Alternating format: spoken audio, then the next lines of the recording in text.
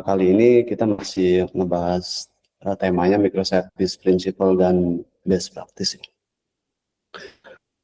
Kali ini kita bakal ngomongin pattern arsitektur micro front end ya. Jadi mungkin flashback dikit sih. Pada pertemuan sebelumnya kita sudah membahas best practice dalam membangun arsitektur microservice dari sisi backend. Jadi di mana aplikasi backend kita yang masih monolit atau monolitik dibagi menjadi sebuah service atau aplikasi yang kecil, kemudian dikelola serta di-maintain oleh masing-masing tim yang independen.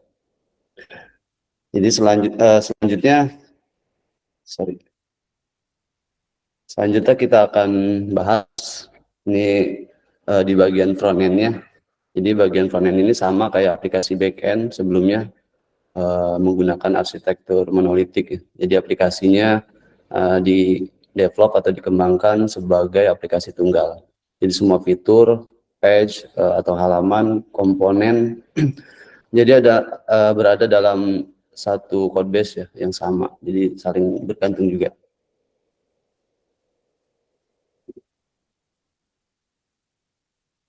Oke, mungkin kali ini kita bakalan ngebahas pattern arsitektur micro front end. Di sini ada 4 poin yang bakal kita bahas. Yang pertama itu adalah masalah-masalah dalam front end monolith. Kemudian bagaimana memecahkan masalah tersebut dengan pattern arsitektur micro front end. Kemudian kita juga bakalan ngebahas contoh kasus, dan terakhir mungkin manfaat dan best practice dari penerapan pattern arsitektur micro front end. Next. Yeah. Jadi sini masalah-masalah dalam monolith front end. Jadi yang pertama itu ada masalah organisasi. Jadi contohnya di sini ada misalnya ada toko online, ada sebuah aplikasi toko online.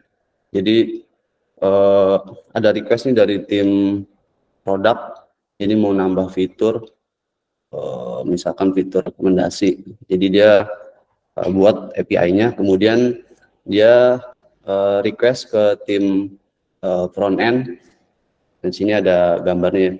Jadi kemudian juga ada tim order, tim payment, dan tim user juga request ke satu tim front end ini ya. Jadi semua tim back end itu harus bekerja sama tim front end yang sama, yang karena cuma satu. Jadi hal ini menciptakan ketergantungan semua tim back end pada satu tim front end ya. Pastinya bakalan jadi hambatan di dalam development. Kemudian masalah selanjutnya itu ada teknikal. Jadi semakin banyak fitur yang ditambahkan, pastinya akan semakin besar pula untuk di-maintain code base-nya. Dan jika ingin deploy, semua yang di-develop akan dirilis semua, kemudian akan dites ulang secara menyeluruh.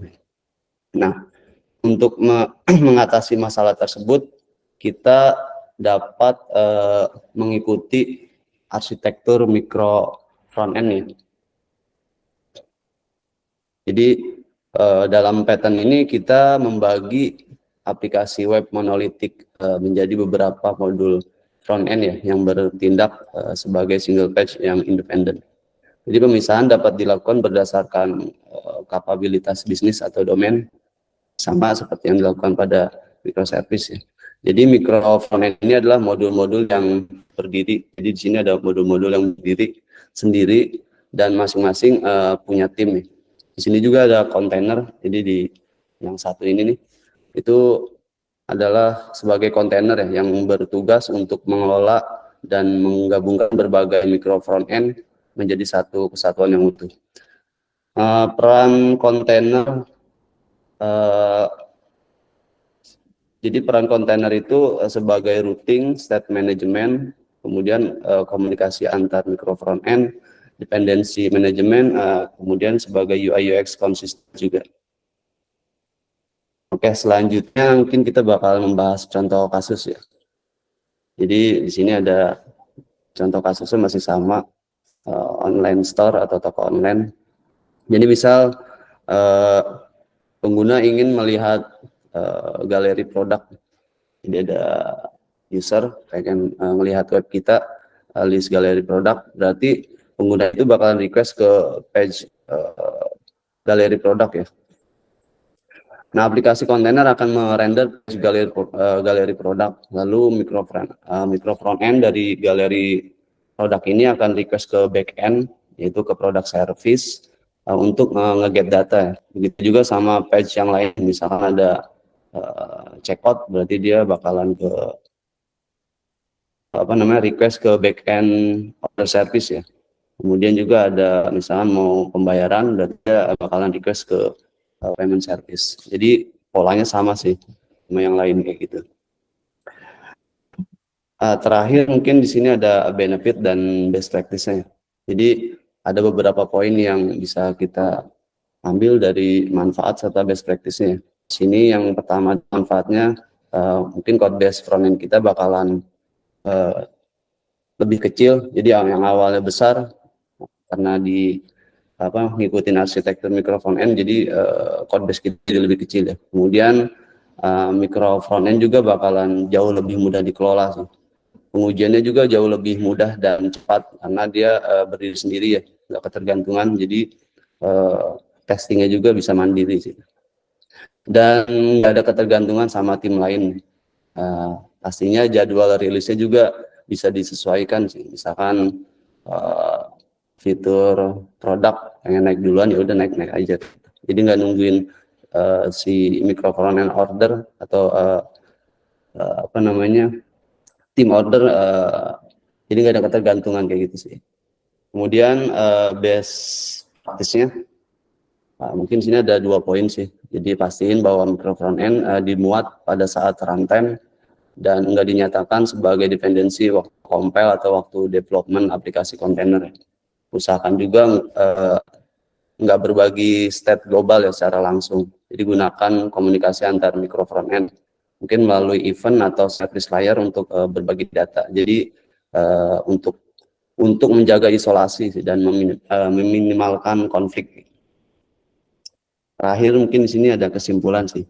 Jadi mungkin yang kita bahas dari awal sampai sekarang itu ada 3 sih yang kita simpulin. Yang pertama kita